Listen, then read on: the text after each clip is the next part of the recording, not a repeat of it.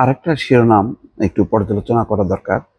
বদিউল আলম মজুমদার তিনি বলছেন যে সরকারের স্থিতিশীলতাকে গুরুত্ব দিয়ে নিম্নকক্ষে পিআর প্রস্তাব করা হয়নি। নিম্নকক্ষে করা হয়নি কারণ সংখ্যানুপাতিকের যে বিন্যাস হবে সংসদে, তাতে মানে একটা দল সরকার গঠন করতে পারবে এমন নিশ্চয়তা নেই। ফলে অনেকগুলো ছোট ছোট দল মিলে একটা সরকার গঠন করতে হবে এবং সেই সরকার একটা ঝুলন্ত পার্লামেন্ট যেটা বলে সেটা হতে পারে। তিনি তার একটা বক্তব্যকে কোট করে আমিও করেছিলাম। তিনি এটা বললেন যে এটা আংশিক। তিনি বলছেন দুই পদ্ধতিতেই সমস্যা আছে। যেমন আসন ভিত্তিক, সেখানে আবার আসন ভিত্তিক যদি পার্লামেন্ট হয় তাহলে যারা পরাজিত হয় তাদের আর কোনো অবস্থানই থাকে না, সরকারে প্রশাসনে কোনো জায়গায় তাদের আর গুরুত্ব দেওয়া হয় না।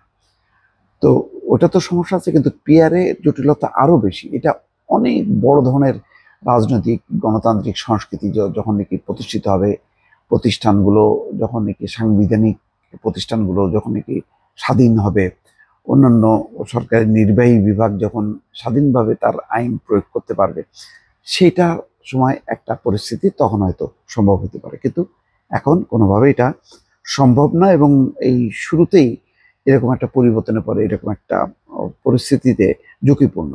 কিন্তু জামাত ইসলাম বরাবর এই পিআর পদ্ধতি, তারা নিম্নকক্ষ চাই উচ্চ কক্ষে। সম্ভবত যে এই সংস্কার কমিশন, ঐক্যমত্য কমিশন, তারা একটা মাঝামাঝি পথ নিয়েছে। তারা উচ্চ কক্ষে যেহেতু পিআর পদ্ধতিতে যদি মানে তারা সাজায়, তাহলে সেটার কারণে সরকার পরিবর্তন হবে না। উচ্চ কক্ষের ক্ষমতা নিম্নকক্ষের মতো না, নিম্নকক্ষ খুব পাওয়ারফুল হয়। তাই সেখানে যারা বেশি আসনে আসে তারাই সরকার গঠন করে। কিন্তু উচ্চ কক্ষের তাদের একটা এক ধরনের মোরাল মানে চাপ তৈরি করে নিম্নকক্ষের উপর, যে এটা করা উচিত, ওটা করা উচিত, এই ধরনের একটা ভারসাম্য তৈরি হয়। এছাড়া নির্বাচনে পরাজিত যে রাজনৈতিক দলগুলো আছে তারাও প্রাপ্ত ভোটের ভিত্তিতে তাদেরও একটা প্রতিনিধিত্ব থাকে, ফলে সবারই একটা পার্লামেন্টকে ঘিরে একটা অংশগ্রহণ নিশ্চিত হয়। তো সেই কথাই সম্ভবত বলছেন কমিশনের অন্যতম সদস্য বদিউল আলম মজুমদার। বলছেন পিআর এবং সংসদে আসন ভিত্তিক পদ্ধতি, দুই পদ্ধতিরই ভালো মন্দ দিক আছে। এই বিষয়গুলো বিবেচনা করেই নিম্নকক্ষে বর্তমান আসন ভিত্তিক পদ্ধতির সুপারিশ করা হয়েছে। আসন ভিত্তিক আমাদের এটা বলা হচ্ছে, সংবিধানেও তাই আছে, মানে পিআর পদ্ধতির কথা নেই। আর উচ্চকক্ষে পিআর পদ্ধতির সুপারিশ করা হয়েছে, কিন্তু দুঃখজনকভাবে আংশিক বক্তব্য চালিয়ে আমার সম্মানহানির চেষ্টা করা হয়েছে। এটা যে যার অবস্থান থেকে সেটা ব্যবহার করা হচ্ছে। এটা ওনার বক্তব্যটা পরিষ্কার যে সব পদ্ধতিতেই তিনি সমস্যা দেখছেন, তবে যেহেতু নিম্নকক্ষে যদি এটা চালু হয় তাহলে সরকার গঠন করা, পরিচালনা করা সংকটের মধ্যে পড়বে। সেই কারণে নিম্নকক্ষ বাদ দিয়ে উচ্চকক্ষে এখন চালুর সুপারিশ করছেন। ঐক্যমত্য কমিশন কেন নিম্নকক্ষে পিআর পদ্ধতি প্রস্তাব করেনি এই বাস্তবতা তুলে ধরেছেন বদিউল আলম মজুমদার। তিনি বলছেন নিম্নকক্ষে পিআর প্রস্তাব না রাখার ক্ষেত্রে সরকারের স্থিতিশীলতাকে বেশি গুরুত্ব দেওয়া হয়েছে। নিম্নকক্ষে আসন ভিত্তিক পদ্ধতিতে প্রত্যেক ভোটারদের জন্য একজন এমপি থাকছে। ভোটাররা সংসদ সদস্যদের সঙ্গে যোগাযোগ রাখতে পারবেন, সুখে দুঃখে তাকে পাওয়া যাবে।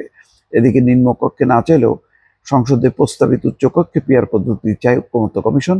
এক্ষেত্রে প্রাপ্ত ভোটের ভিত্তিতে উচ্চকক্ষের 100 সদস্যের আসন বন্টনের প্রস্তাব করা হয়েছে। বদিউল আলম মজুমদার বলছেন উচ্চকক্ষে পিআর পদ্ধতি গুরুত্বপূর্ণ ভূমিকা পালন করবে বলে তিনি মনে করেন।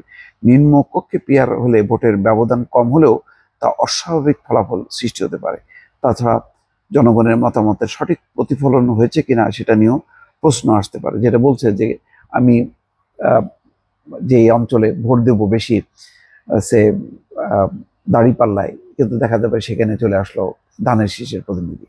এটা নিয়ে অনেক রকম প্রশ্ন আসবে এবং এটা জটিল পদ্ধতি বাংলাদেশে মানুষ এখনো অভ্যস্ত না, যেমন অভ্যস্ত ছিল না তারা ইভিএম এ ভোট দেওয়ার ক্ষেত্রে। সুতরাং বদিউল আলম মজুমদার যেটি বলেছেন এবং ঐক্যমত্য কমিশনের যে প্রস্তাব আছে, হয়তো বিএনপি সেটাও বিবেচনা করতে পারে, উচ্চকক্ষে পিআর আর নিম্নকক্ষে আসন ভিত্তিক। শেষ পর্যন্ত দেখা যাক কি হয়। এটা নিয়ে তো একটা টানাপোড়েন আছে, নিশ্চয়ই এই টানাপোড়েনের একটা অবসান হবে। দর্শক ভালো থাকবেন, আল্লাহ হাফেজ।